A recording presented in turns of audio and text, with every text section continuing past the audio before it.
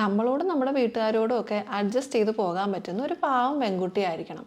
ഇന്നത്തെ മോഡേൺ രീതിയിലുള്ള പെൺകുട്ടികളൊന്നും നമുക്ക് ചേരൂല. കേൾക്കുമ്പോൾ വളരെ ഇന്നസെൻ്റ് ആയിട്ടുള്ള ഒരു ഡിമാൻഡായിട്ട് നമുക്ക് തോന്നും. ഏതായാലും ഇതിനകത്തുള്ള പാവം എന്നുള്ള വാക്കിനെ ഒന്ന് അനലൈസ് ചെയ്ത് നോക്കാം.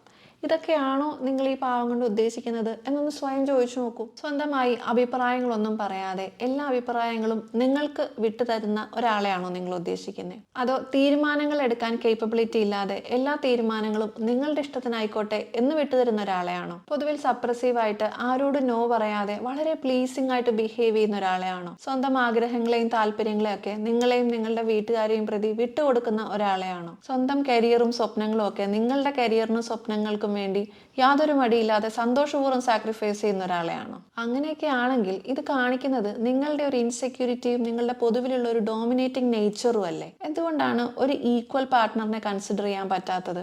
അഭിപ്രായങ്ങളുള്ള, തീരുമാനങ്ങൾ എടുക്കാൻ കഴിവുള്ള, നിങ്ങളോട് ഡിസഗ്രി പോലും ചെയ്യാൻ പറ്റുന്ന ഒരു പാർട്ട്ണറിനെ എന്തുകൊണ്ട് നിങ്ങൾക്ക് കൺസിഡർ ചെയ്യാൻ പറ്റുന്നില്ല?